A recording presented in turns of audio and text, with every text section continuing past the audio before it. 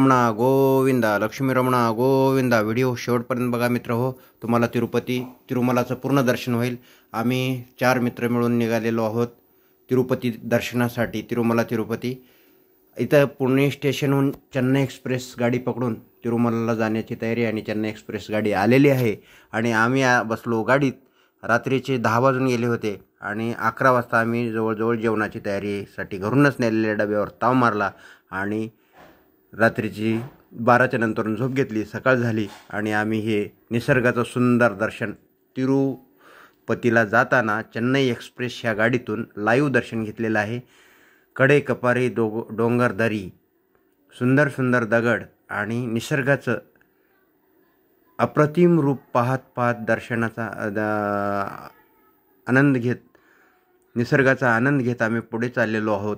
आणि ही आहे कोरडी पडलेली नदी, म्हणजे मार्च महिन्यात आणि ही आहे पूर्ण भरलेलं धरण. आणि वरी निसर्गात पावसाचं पण वातावरण झालेलं आहे. ढग जमा झालेले आहेत आकाशामध्ये. या ठिकाणून अशा पद्धतीनं कोरडी नदी, भरलेलं धरण. ट्रेनमधून आम्ही पोहोचलो रेणीगुंट्याला. तिथून शासनाच्या गाडीनं तिरुमला म्हणजेच बालाजी दर्शनासाठी बालाजी येथे पोहोचलेलो.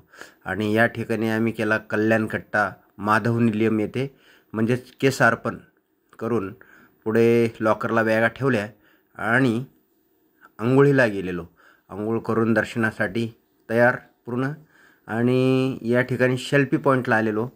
तिरुपती येथे आता हा सेल्फी पॉईंट बनवलेला आहे, म्हणजे प्रत्येकाने आपली सेल्फी या ठिकाणी घेऊ शकता. मनसोक्त सेल्फी घेण्यासाठी भरपूर गर्दी असते, त्यातनं मार्ग काढून आपण सेल्फी घ्यायचा असतो.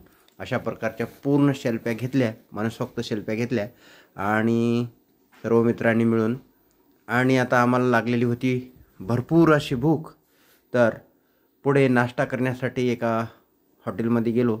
त्या ठिकाणी इडली, वडा, सांबार, उत्तप्पा आणि मसाले भातावर ताव मारला. चव पण एक नंबर होती या ठिकाणची. आणि पुन्हा सेल्फी पॉईंटला येऊन सेल्फी घेतली. हा प्रमोद मोरे, हाच आहे आमच्या टीमचा पुढे तिरुपतीला जाणारा कार्यकर्ता. तर ह्या मंदिरासमोर येऊन पुन्हा सेल्फी घेतल्या. भरपूर अशा मंदिराचा एक व्हिडिओ बनवला. रात्रीचा टाईम होता, सुंदर असा नजारा दाखवला. 16 तासाच्या प्रतीक्षेनंतर दर्शन झालं. आणि ही आहे तिरुपती येथील हनुमान मंदिर, आंजनेय टेम्पल. त्यांच्यासमोर ते दिवे लावण्याची व्यवस्था असल्यामुळे त्या ठिकाणी दिवे लावले, नारळ फोडला आणि पुन्हा जेवणासाठी आम्ही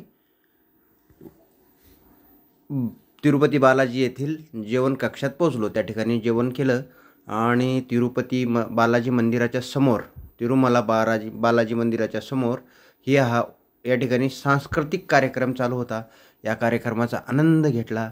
एकदम मनप्रसन्न करणारा हा कार्यक्रम पाहून खूपच आनंद झाला.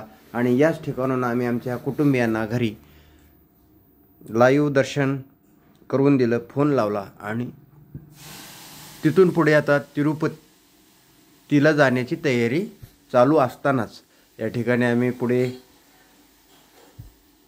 प्रसाद, फुलं, हार, पेढे वगैरे घेतले आणि कोण खेळणी वगैरे घेऊन पुढे निघणार. निघत असतानाच या ठिकाणी तिरुमला बालाजी मंदिरासमोरील सुंदर तळे, या तळ्यात पाणी एवढं स्वच्छ आहे की यातनं तळ्याचं बूड दिसतो. म्हणजे हे कुंड आहे. ॲक्च्युअली या ठिकाणी पूर्वी आंघोळी करायचे, पण आता ते बंद केलेलं आहे स्वच्छतेच्या दृष्टिकोनातून. तर आम्ही हे बघा, हे वराह टेम्पल आहे, म्हणजे श्री विष्णूचा अवतार वराह मंदिर. आणि तिरुपतीचं दर्शन पूर्ण झालेलं आहे. आता आम्ही निघालो आहोत परतीच्या प्रवासाला. तर या ठिकाणून आम्ही पुन्हा एसटीत बसलो आणि एसटीतून सुंदर निसर्गरम्य असं डोंगर, रंगीत दगड आणि झाडी याचा मनमुराद आनंद घेत आम्ही तिरुमला बालाजी येथून तिरुपती म्हणजेच श्री गोविंदपट्टणम इकडे शासकीय गाडीनं म्हणजे सरकारी बसनं परत फिरलेलो आहोत. आणि वरनं खाली येते वेळेस गोविंदपट्टणम शहराचा हा घेतलेला सुंदर असा व्हिडिओ आहे. हा मनप्रसन्न करणारा आणि मनमोहित करणारा अनुभव आम्हास वाटला, म्हणून आम्ही सर्वांसाठी शेअर करतोय. तर या ठिकाणी हा गोविंदपट्टणम तिरुपती शहर दर्शन